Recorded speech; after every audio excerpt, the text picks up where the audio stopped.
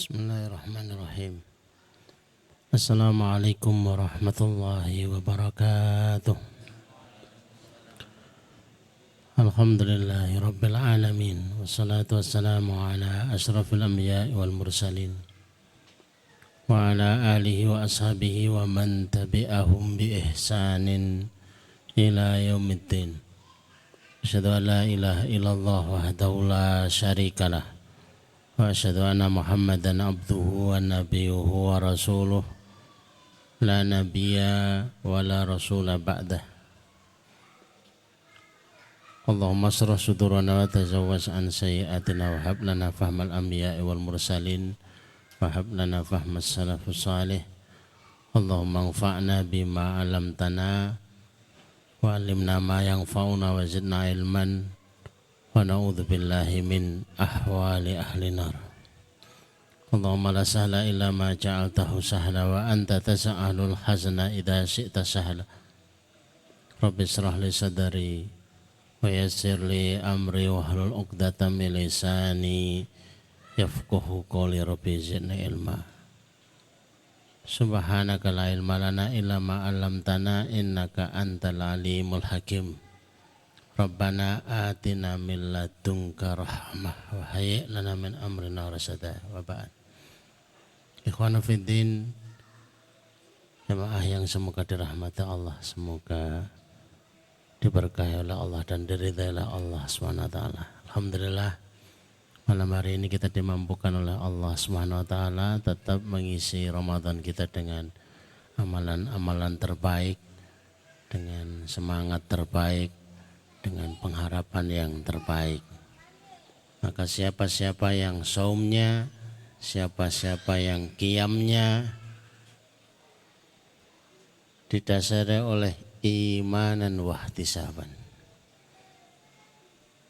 karena keimanannya kepada Allah bahwa itu semua perintah dari Allah, karena ihtisaban berhitung dengan Allah dalam transaksional yang sedemikian hebatnya, ghufirallahu ma taqaddama min dzambi, maka itu sebagai sebuah alasan diampuni segala dosa yang sudah terpapar sebelumnya.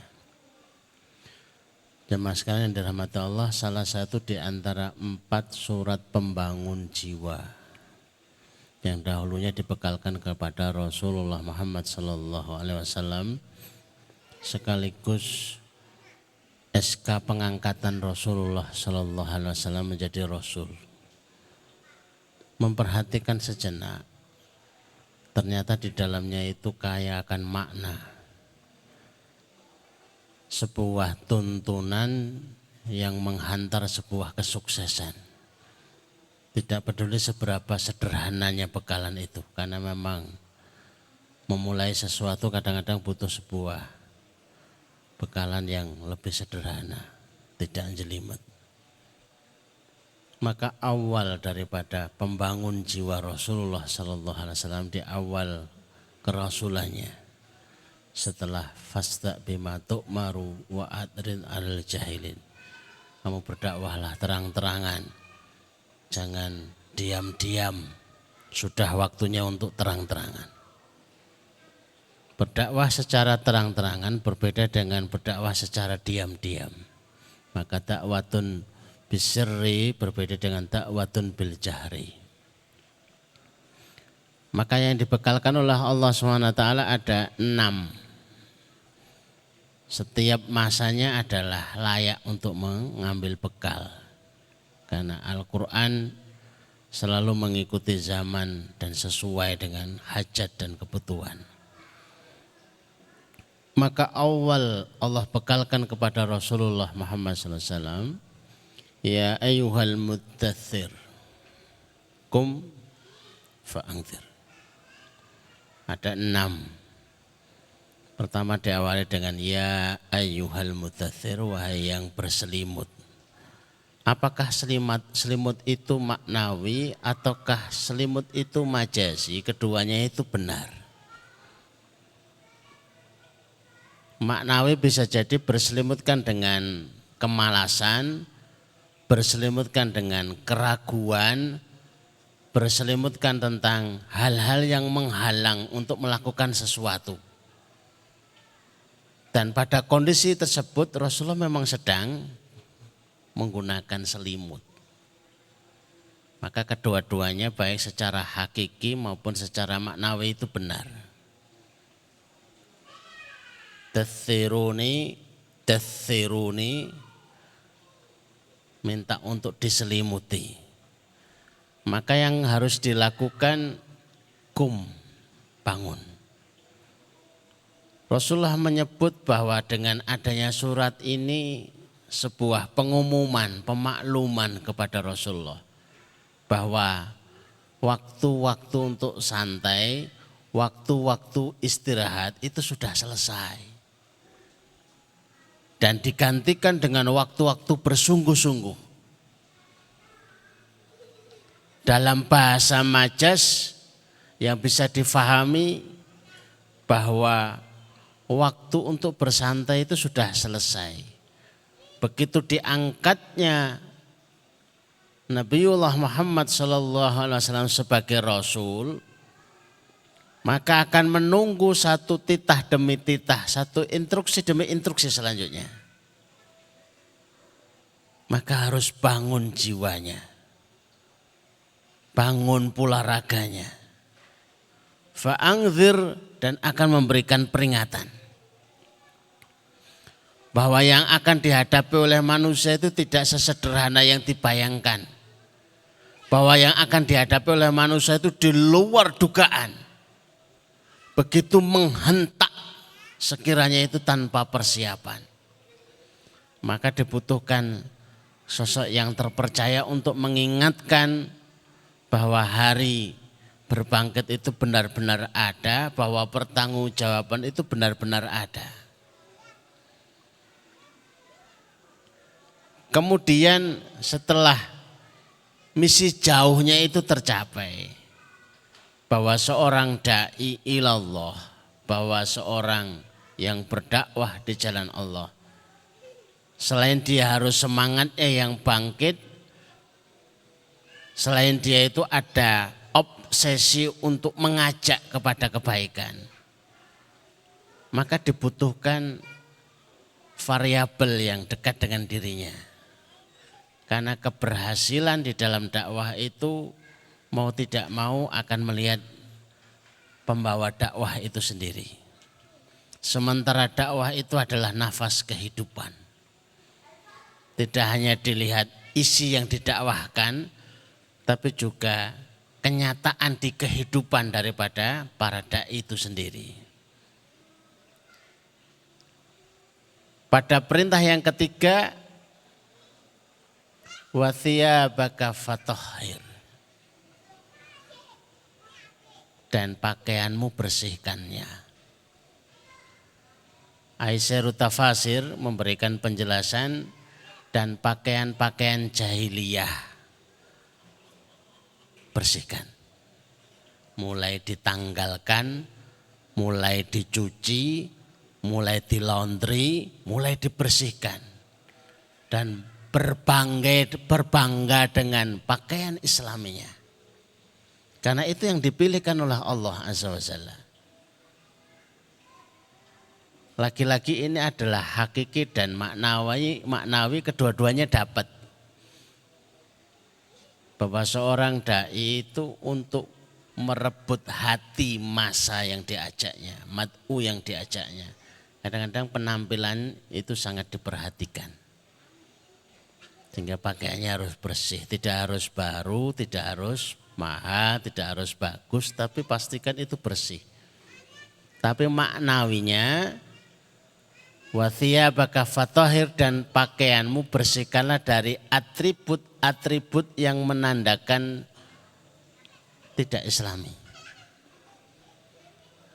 Zahiran wa batinan. Zahirannya yang dilihat oleh mata, memang itu berat sekali untuk ditinggalkan. Memang itu berat sekali untuk diperjuangkan. Tapi bagaimanapun bahwa dakwah ini misi yang lebih besar dari itu semua. Wa rujaza fahjur, dan mulai meninggalkan secara batinnya kebanggaan-kebanggaan kepada hal-hal yang notabene-nya dosa mulai ditinggalkan. Sebenarnya suka banget, tapi kalau itu berpotensi membawa dosa itu ditinggalkan. Khamr itu minuman idola para sahabat hari itu. Tapi bagaimanapun Allah melarangnya, maka dituang di jalan-jalan. Memiliki sesembahan dari patung-patung yang dibuat dari roti, itu para sahabat dahulunya melakukan. Tapi karena itu adalah larangan, ya sudah. Larangan yang membawa dosa ditinggalkan. Maka sekiranya kita paham, ada banyak hal yang kadang tuh hati kita itu masih tertaut. Pandangan mata kita, selera kita itu masih suka. Tapi kalau itu memang dilarang oleh Allah ya sudah tinggalkan.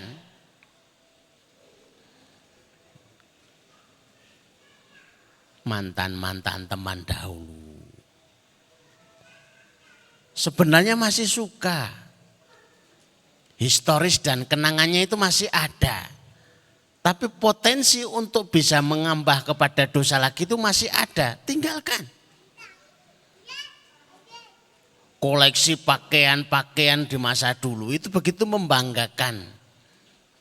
Yang muslimahnya itu pakai rok-rok pendek. Itu dikoleksi. Tapi ketika hidayah itu sudah datang dan menyapa kehidupan, ya sudah tinggalkan. Walaupun itu menjerit hatinya menangis. Kok seperti ini? Tapi itulah waruz zafahjur.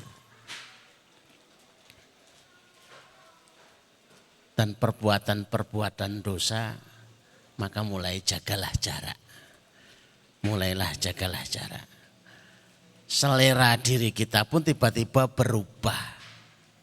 Dulu punya selera, dulu punya keinginan, dulu punya hal-hal yang dicinta.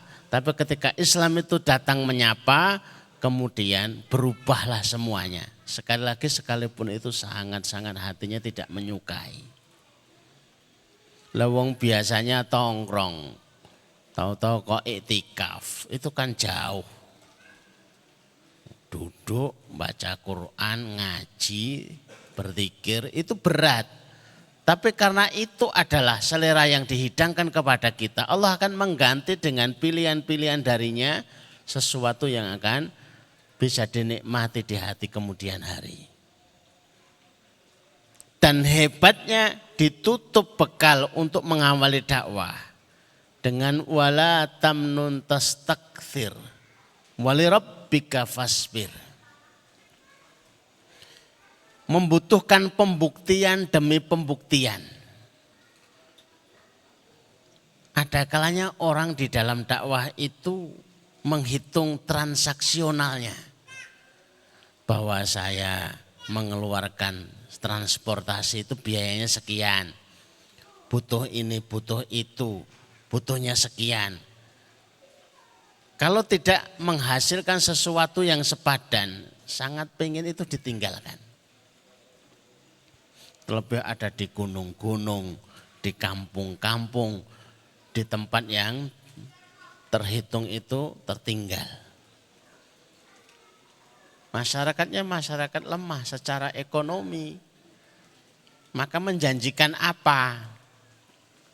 Pengennya itu milih berdakwah di tempat-tempat yang sekiranya dijemput. Pakai mobilnya yang bagus. Kemudian ya disangoni untuk transportasinya itu lebih bagus. Itu godaannya, itu godaannya. Wala tamnun tastakthir, jangan meminta lebih. Dan lebihnya itu lebih banyak.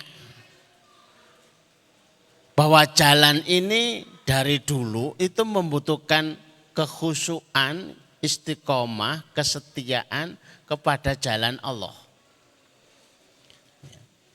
Kita diminta untuk wali rabbika fasbir dan untuk Allahmu bersabarlah.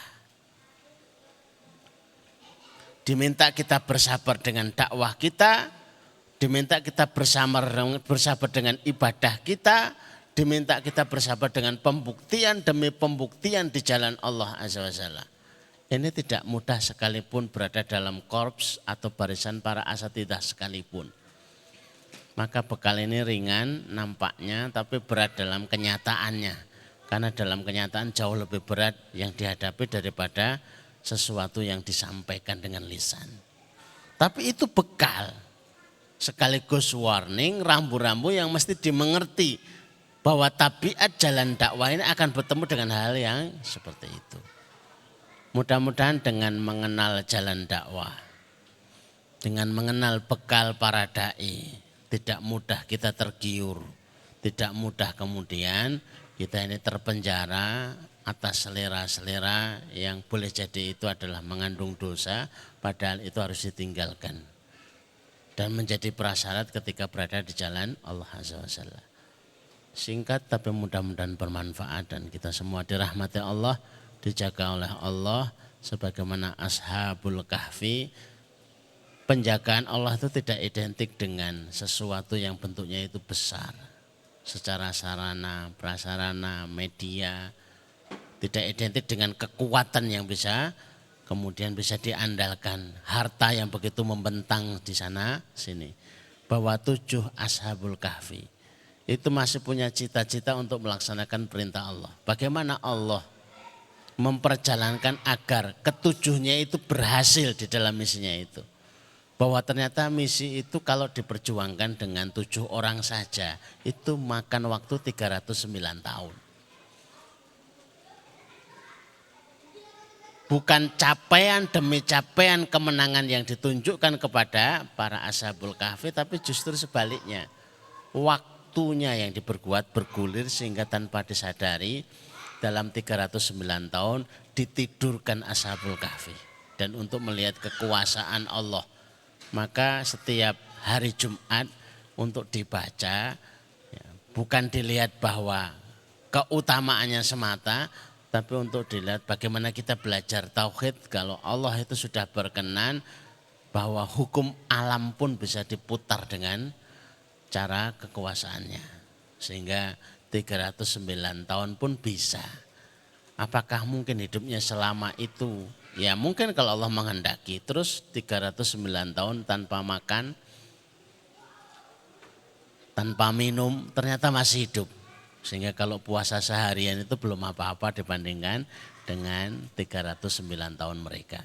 Semoga bermanfaat. Aku lihat hadza nastaghfirullah wa lakum. Assalamualaikum warahmatullahi wabarakatuh.